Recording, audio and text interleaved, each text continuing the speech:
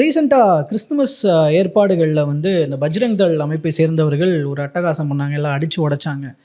இது வந்து நாடு முழுக்க அதிர்வலைகளை ஏற்படுத்தின விஷயங்கள்ல ஒவ்வொரு அரசியல் கட்சி தலைவர்களும் தங்களுடைய கருத்துக்களை சொன்னாங்க. தாவேகா தலைவர் விஜய் எதுவும் பேசலைன்ற ஒரு விமர்சனம். கட்சியினுடைய முன்னணி நிர்வாகிகள் எல்லாருமே முன்னணி நிர்வாகிகள் பேசினது தெரியும், பட் தலைவர் பேசணும்ல. இல்லை, நான் அதுதான் கேட்குறேன். நீங்கள் தலைவர் பேசினார்னா இரண்டாம் கட்ட தலைவர்கள் யாரும் இல்லையான்னு கேட்குறீங்க. அடுத்த கட்ட தலைவர்கள் பேசினா தலைவர் பேசணும்லன்னு கேட்குறீங்க. நாங்கள் என்ன பண்ணட்டும்? இல்லை, இந்த மாதிரி விஷயத்துல தலைவர் கருத்து சொல்லிட்டாருன்னா அது போதுமான. தலைவருடைய கருத்து தான் நாங்கள் பிரதிபலிக்கிறோம். எங்கள் சொந்த கருத்தை நாங்கள் பிரதிபலிக்கிறோமா? எங்கள் சொந்த பார்வையை நாங்கள் பிரதிபலிக்கிறோமா?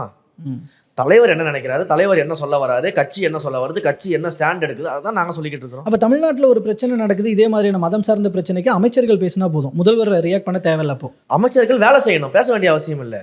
இந்த பிரச்சனைகள் வராமல் தடுக்கிறது தான் அமைச்சர்களோட வேலை, முதலமைச்சரோட வேலை. அதை நடக்க விட்டுட்டு பேசுறதுக்கு பேர் வேலை கிடையாது.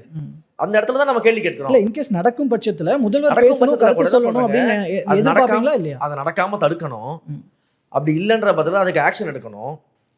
ஆட்சி அதிகாரம்ன்றது நீங்கள் கையில் வச்சிருக்கும் போது நீங்கள் செயல்பாட்டில் காட்டணும். நீங்கள் பேச்சில் காட்ட வேண்டிய அவசியம் இல்லை. நீங்கள் பேச்சில் மட்டும் தான் காட்டிக்கிட்டு இருக்கீங்க, செயலில் காட்டலன்னு தான் நான் குற்றச்சாட்டே வச்சுட்டு இருக்கோம் எல்லா இடத்துலையும். இல்லை, இதை எப்படி பார்க்குறாங்கன்னா, இங்கே பாஜகவுக்கு எதிராக, மோடிக்கு எதிராக, ஹிந்துத்துவாவுக்கு எதிராக பேசுறதுக்கு விஜய் பயப்படுறாரு அப்படின்னு. அப்புறம் ஏன் நாங்கள் கொள்கை எதிரின்னு பாஜகவை சொன்னோம்? ஏன் பாசிச பாஜகன்னு நாங்கள் சொன்னோம்? எதற்காக வந்து பாஜக கூட ஒரு காலமும் கூட்டணி கிடையாது, மத பிளவாத சக்திகளை வந்து தாவேகா ஒரு காலம் கூட்டு சேராதுன்னு தீர்மானம் எதற்கு நாங்கள் நிறைவேற்றணும்? அப்படி நிறைவேற்றிருந்தா நீங்கள் இம்பார்ட்டண்ட்டாக கொள்கை எதிரியாக இருக்கிறவங்கள தான் நீங்கள் ரொம்ப அதிகமாக எதிர்க்கணும். நீங்கள் தமிழ்நாட்டில் அந்த கொள்கை எதிரியால் எதையுமே செய்ய முடியாதுன்னு நாங்கள் சொல்லிக்கிட்டு இருக்கிறோமே.